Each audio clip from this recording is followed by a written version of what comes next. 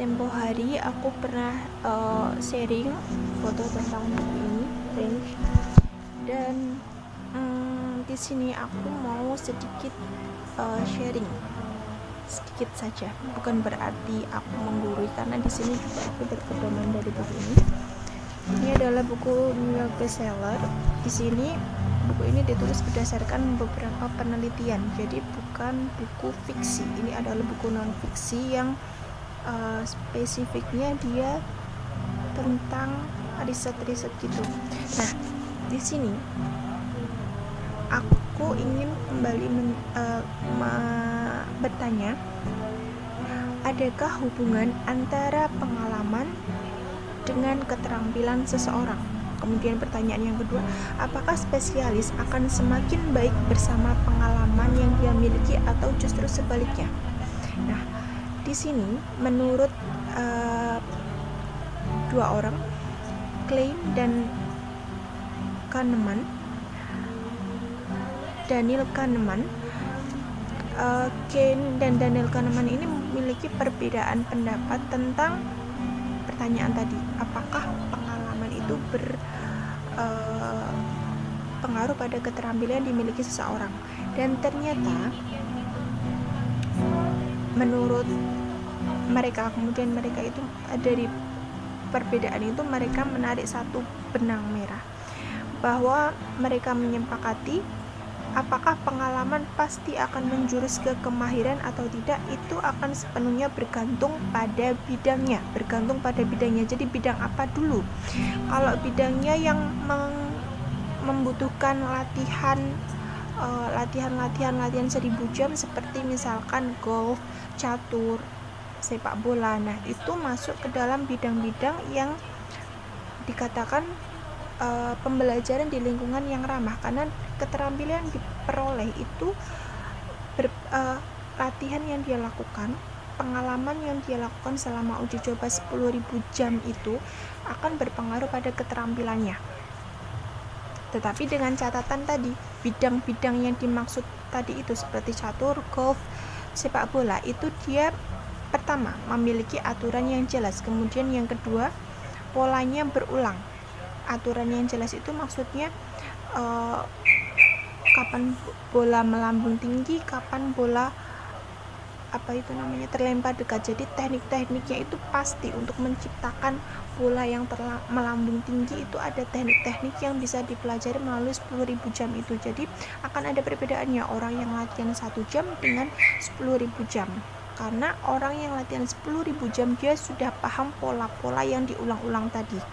Kemudian umpan balik atau konsekuensinya itu akurat dan cepat. Umpan balik atau akibat yang diperoleh oleh seseorang tadi ketika dia melakukan latihan 1000 jam, ketika dia mencoba untuk melemparkan bola,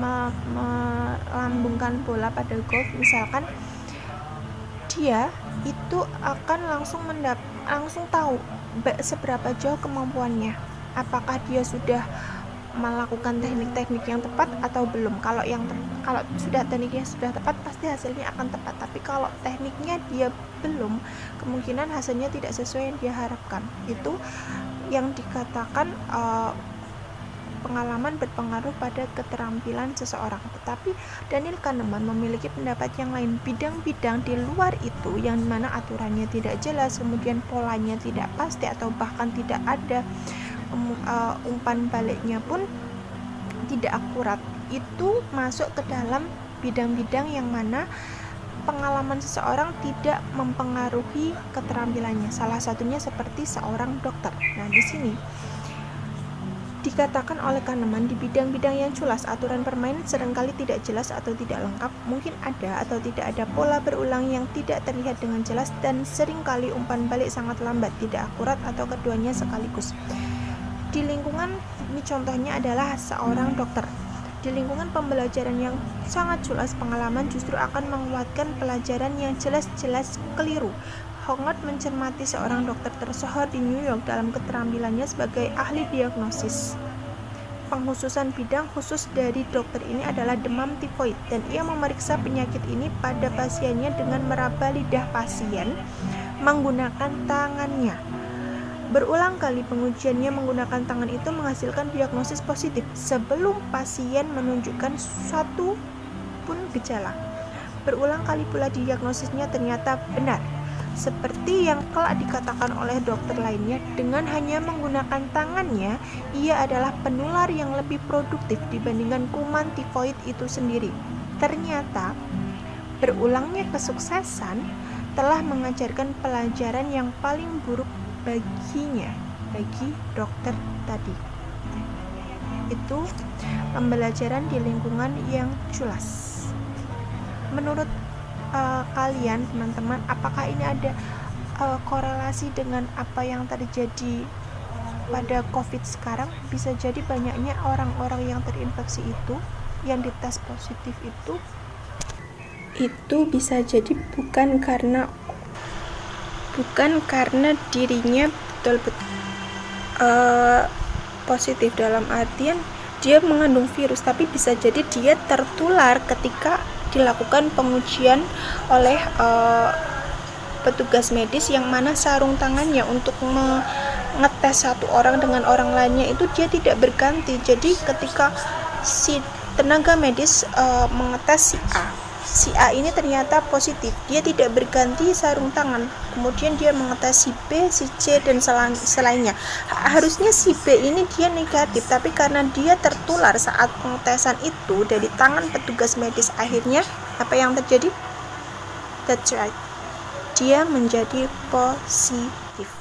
Jadi akan sangat disayangkan apabila adanya rapid test itu justru memperpanjang rantai penularan, bukan memutus rantai penularan COVID-19. Lalu apa yang bisa kita lakukan sebagai orang awam?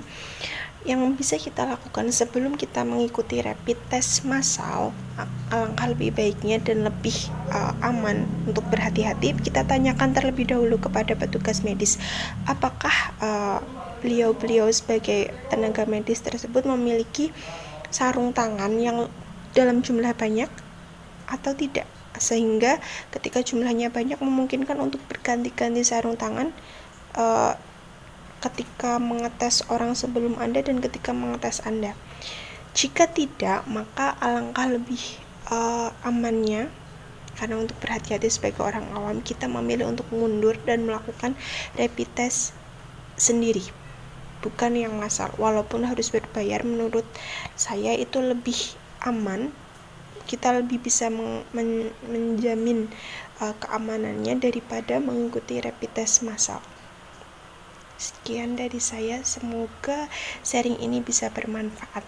Ini juga saya juga sedang sama-sama belajar, jadi kita melihat satu masalah kemudian mencoba mengevaluasinya. Jadi kemungkinan yang saya sampaikan ini juga belum tentu benar tentang penularan tadi, tapi sebagai orang awam, kembali lagi kita